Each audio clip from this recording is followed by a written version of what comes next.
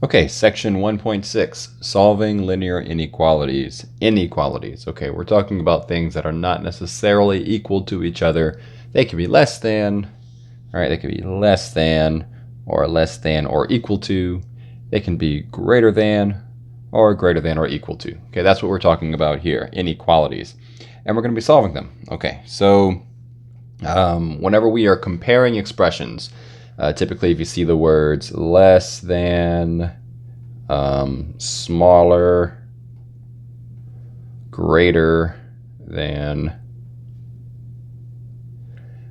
bigger, more, stuff like that. Okay, if you see words like this, then you are dealing with an inequality. Okay, and think back to one of the previous sections. We talked about certain principles that allowed us to solve equations.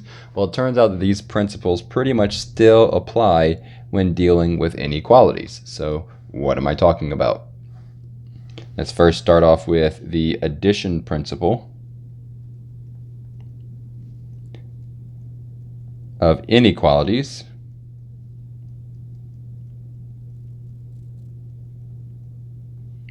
Okay, and what that says, if you have some real numbers, a, b, and c, okay, then this would have to be the case. If a is less than b, so if number a, whatever that is smaller than number b, okay, if that is true, then it is also true that if you add something to both sides, you end up with the same inequality. The inequality is preserved. Okay, so that's basically us saying you can add something to both sides or you can subtract something from both sides and you continue to work the problem. Okay, so that would be the addition principle. Let's talk about the multiplication principle. Principle of inequalities. Not going to write all that out again. Okay, so we're starting off with the same set of conditions. We have some real numbers, a, b, and c. Okay, but these are a little bit more complicated. Just a little bit. Okay, so if a is less than b and c is greater than 0, all right, that's saying that you have a positive number, right? C is a positive number. If a is less than b and c is positive, if those are true, then if you multiply both sides by that positive c, you end up with another true inequality. AC is less than BC. A times C is less than B times C. All right, if A is less than B and C is less than 0, in other words, C is negative, if these are true, then actually this is going to be kind of altered a little bit. You multiply both sides, but it flips the sign around. That less than will become a greater than, and vice versa. Okay, if we were starting off with a greater than sign, this would actually be less than. Okay, it flips it. Also, probably goes without saying, but this is all the same as if I were to put the little equal to, less than or equal to, less than or equal to, greater than or equal to, right? Still true. Notice I left these alone, right? These are basically saying this is a positive and this is a negative number, so we don't want to mess with those. We don't want it to equal 0. Okay, so anyway, that's a lot of talk about some principles. These are things that we take for granted. Now we're actually going to apply them and solve some inequalities. So let's go on to our first example. Example 1, we want to solve the the inequality. Let's not call it an equation. 8x plus 1 is greater than or equal to 5x minus 5. Okay, 8x plus 1 is greater than or equal to 5x minus 5. Okay, to solve this, I'm going to actually use the addition principle like I would with equations, but I'm going to do it with inequalities. So I want to cancel out this 5x. I don't like it there. I'm going to subtract 5x from both sides. That way those will cancel. 8x minus 5x is 3x. Okay, bring down that plus 1, greater than or equal to negative 5. And then I'm going to subtract away this 1 right here. I don't like that it's there, so minus 1. They cancel. I'm left with 3x is greater than or equal to negative 6. Okay, and here's kind of a trick question. I'm going to use the multiplication principle, which we talked about before. Is the same thing as dividing, right? Remember, divide both sides by 3 is actually the same thing as multiplying both sides by 1/3. Okay, I'm obviously not going to do both at the same time, but remember, it's multiplication if you think about it like that. 3 divided by 3 is 1, so 1x, or just x, is greater than or equal to negative 2. Now notice I did not flip this sign around, right? I didn't flip it. You only flip it around when the number you divide by is negative, or the number you multiply by is negative. That was a positive 3 both times, so there was no need to flip the sign around. All right, let's do example 2 on the side of that. Oh, wait, no, we're not done example 1. Okay, x is greater than or equal to negative 2. All right, there's different ways we can express that answer. Okay, the way it's written out right here is called algebraic. Okay, that's the algebraic solution. I want to talk about 2 others. So let's talk about the graphical solution. And that's when you draw out a number line. It spans from negative infinity all the way to positive infinity. I like to label the infinities. And I'm going to put negative 2 right in the middle because it doesn't actually matter where I put it, right? I could put 0 and then 1, negative 1, 2, negative 2, and all that. But there's no need, right? We know that negative 2 is to the left of infinity, negative infinity. Well, let me try that again. Negative 2 is to the... I can't draw this arrow the right way. There we go. It is to the left of infinity, and it is to the right of negative infinity. That's what happens when I try to put the arrowheads backwards. Okay, and so it fits in the middle. All right, so if x is greater than or equal to negative 2, that means x could equal negative 2. So I'll put a circle right here representing that it could equal that. Or it could be anything, oops, wrong button there, to the right of it. Okay, so this is a graphical representation of our solution. Negative 2 and everything to the right of it. Negative 1, 0, 1, 2, dot, dot, dot, right? Forever. All those are included. Okay. Let's also talk about interval notation. Okay, interval notation is a shorthand version of the graphical representation. Okay, so in other words, we look at the graph that we just drew, we notice it starts at negative 2 and it goes to infinity, right? That's what the line is covering there, that line segment. So if it starts at negative 2 and goes to infinity, I'll write those out. Negative 2 is my left part, infinity is my right part. All right, and then this comes down to the last part, whether I should put parentheses or brackets. Okay, well, it just depends. Anytime you have a closed circle, you put a bracket. That means negative 2 is part of the solution. Negative 2 fits this description here. Oh, wrong button again. Hits this description here. Negative 2 is less than or equal to negative 2. Okay. If this were... I'm sorry, I said less than, greater than. If this were greater than, without the little equal to part, well, then I couldn't have a closed circle there. I'd have to have an open circle saying that x can't actually equal negative 2. It can only be bigger than negative 2. All right, but that's not what we're working with, so I'm going to put it back. Negative 2 in a bracket. Okay, infinity will always have a parenthesis. Infinity will always have a parenthesis. You can kind of think about it like a curved arrowhead, right? Parenthesis. All right, so there we go. That's example 1. Let's go on to example 2. Okay, so we want to solve the inequality. 3 minus x is less than 4x plus 7. And we're going to want to deal with the solution set after that.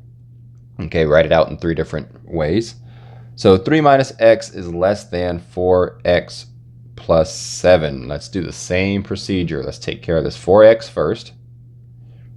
Subtract 4x from both sides. What principle allows me to do that?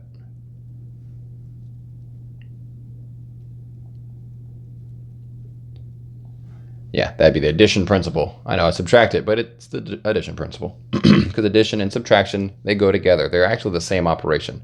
Addition is just adding negative numbers. All right, anyway, that's beside the point. Now let's subtract 3 from both sides.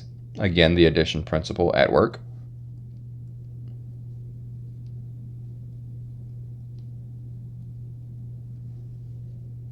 And now I'm going to divide both sides by -5.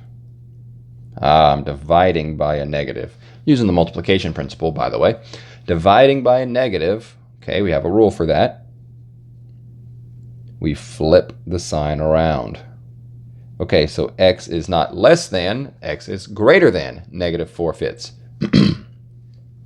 Okay, so here's one representation for the solution. Let's talk about the graph real quick. I don't have to write that out. The graph. -infinity to +infinity. My infinities get uglier as I go further right on the page. Okay, and then put -4/5 in the middle. Okay, this is greater than, this is not greater than or equal to, right? So I'm going to put an open circle, not a closed circle, but an open circle. And then I'm going to say greater than is to the right. So I'm going to draw my arrow to the right. There's my graph. Okay, now let's write it out in interval notation. Looking at this part right here, I am going to say it starts at -4/5, comma, it goes forever to the right to infinity, parenthesis always on infinity. Okay, I'm not going to put a bracket like I did last time because this is not a closed circle. It's an open circle, so I'm going to put a parenthesis. So -4/5, comma, infinity, both in parentheses. It looks a lot like an ordered pair. It's not, but it looks like one, right? Okay, let's deal with a compound inequality in example 3. This is called a compound inequality, and there's a couple of ways to think about it. And I'm going to show you, I guess, both ways. Okay, the first way that you should think about this is that we have two different things going on. Okay, two different things going on. We have -3 is less than x plus 2. And we also have that x plus 2 is less than or equal to 5. They're both happening at the same time. They're both happening at the same time. Okay, so that's 2. I need to solve them. Solve them both. I'm going to be careful with this one on the left right here. I'm going to subtract 2 from both sides because I want to get rid of that. So -5 is less than x. You never want to leave it like that. It gets confusing. We know that -5 less than x means that x is bigger than -5. Okay, but you have to kind of jump through a little bit of a mental hoop there. So go ahead and write it, flip it around. X is greater than -5. Notice all I did was put the x on this side, put the number on that side, and since I flipped them both, I also flipped the sign around, right? Just flip everything around. Okay. And if I subtract 2 from both sides here, I'm left with x is less than or equal to 3. So I have two conditions, and that word "and" means that I have to meet both conditions to be a solution. All of my answers have to do both of these things. I'm using the word "both" on purpose because when I graph this out,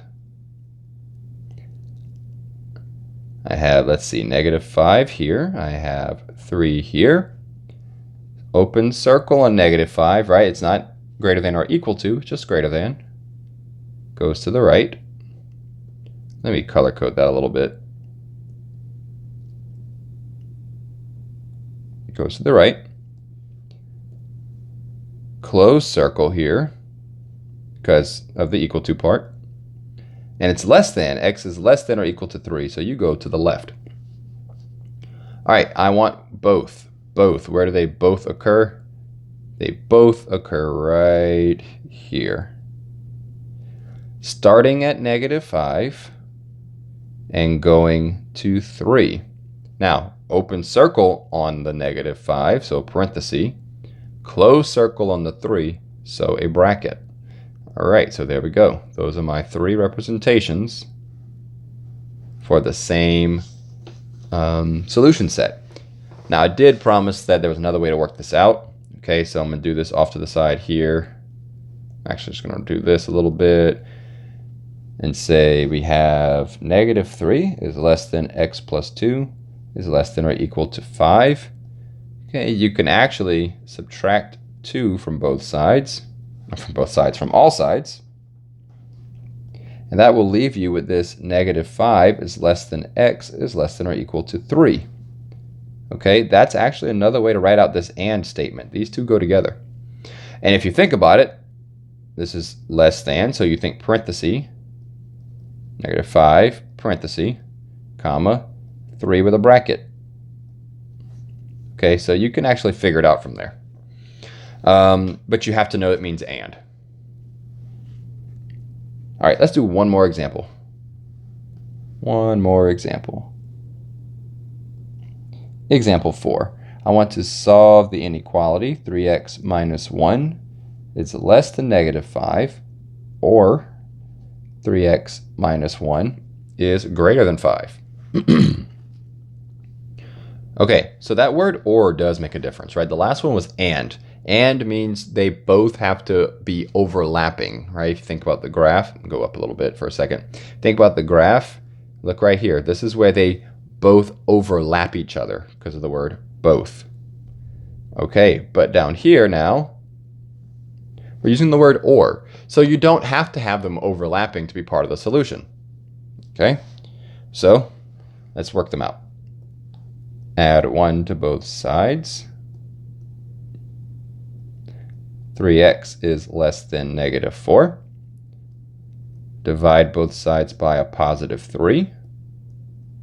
X is less than -4/3.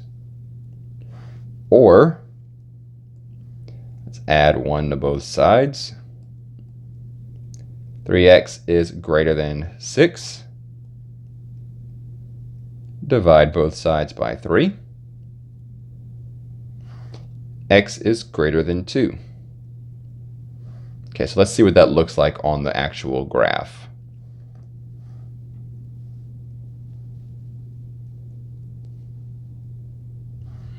Okay, so we have -4/3 and +2.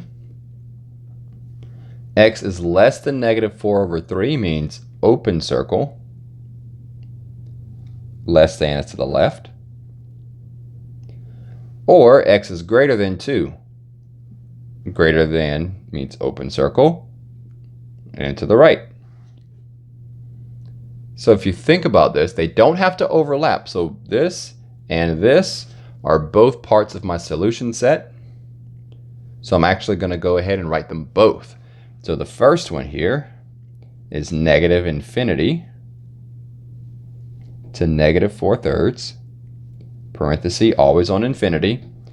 This open circle will translate to a parenthesis. All right, the second one here, it starts at 2.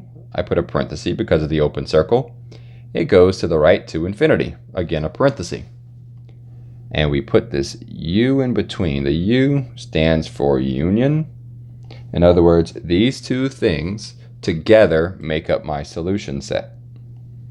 All right, so there we go. Let me kind of try to get all of these different variations of the answer in one. Okay, so there we go. We have covered all of our examples, so that's solving linear inequalities.